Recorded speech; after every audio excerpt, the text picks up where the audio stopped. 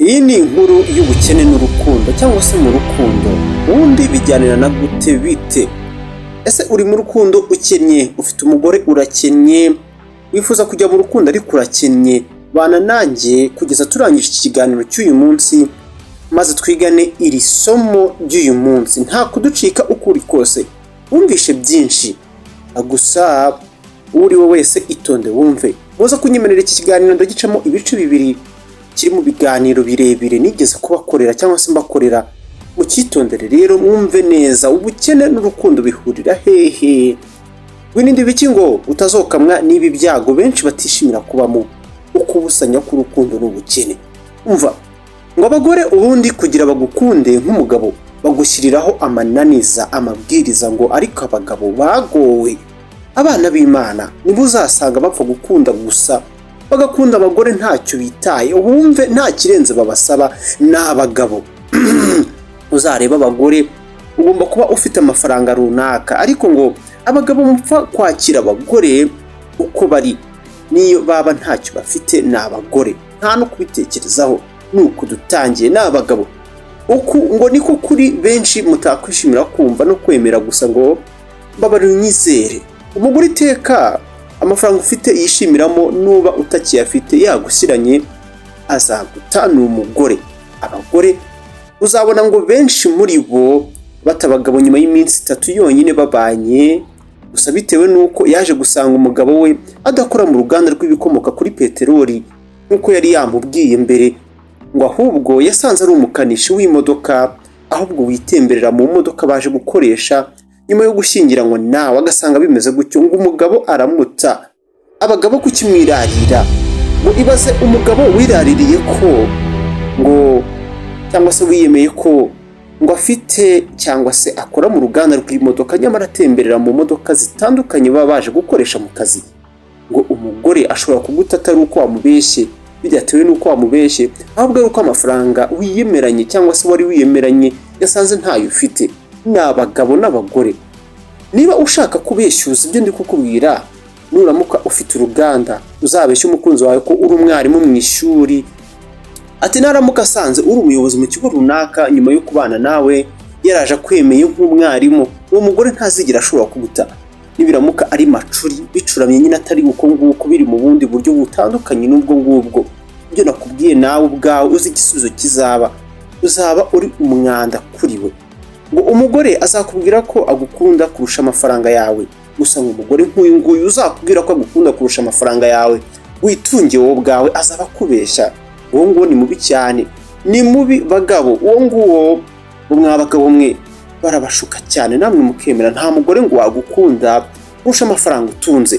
Ku giciro cyiza ku mafaranga meza ngo umugore wese ajya hasi, agaciro ko karicara, agaciro ke kikubita hasi, agacisha make.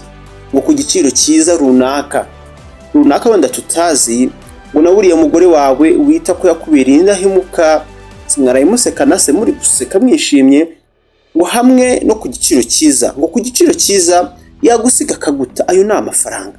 Ngo niyo mpamvu cyangwa se niyo mpamvu umugabo ntashaka kuzongera gutekereza urukundo niba utaragira ku nzozi zawe. Ngo umugabo ntabwo agirirwa urukundo bitewe n'uko ari, ngo nuko ari ikiremwa muntu. Umugabo agirirwa igikundiro kubera ibikorwa bye. Mwitonde bagabo, muve mu kigare ubundi mubahehe.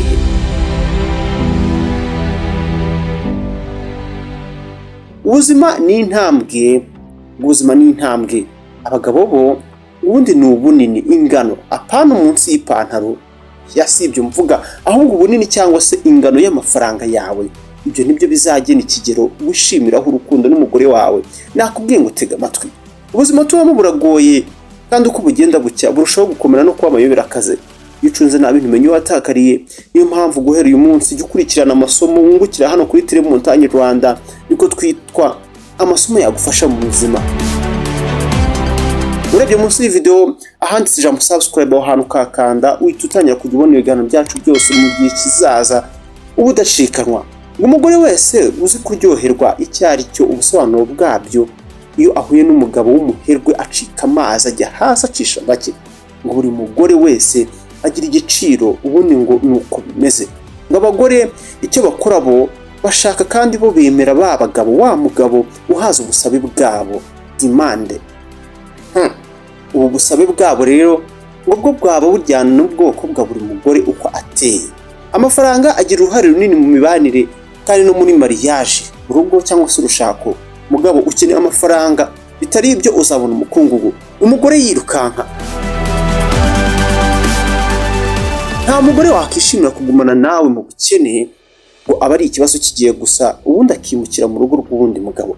Abagore bamwe ushobora kuba utabizi cyangwa se utabazi, ariko ngo abagore bamwe bakoresha inzirakarengane z'abagabo bakazifashisha bivana mu bukene.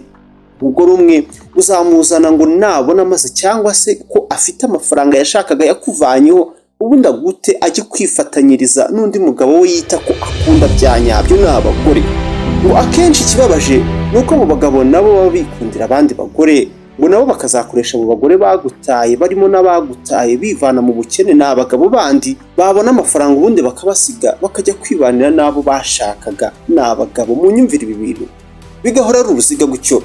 Reka munyemerere igice cya mbere tugisoreze aha kuri iyi ngingo. Ejo cyangwa se ejo bundi yitwaza rekura icya kabiri, tuzavuga byinshi cyane kuri iyi nkuru y'ubukene n'urukundo, ubundi bijyanira gute, cyangwa se tuzanamenya byinshi ku bagore. Tuziga inama n'amasomo akomeye yerekeye abagore n'amafaranga muri icyo gice. Reka sinzababure, hano ho ni kuri Telemontagne Rwanda, wakurikira ibiganiro, inkuru zigezweho kandi n'amasomo y'ubuzima, kuko twizera ko biri mu bintu dukenera buri munsi kugira ngo tubeho tubayeho neza kandi tujyana n'ibihe bigezweho.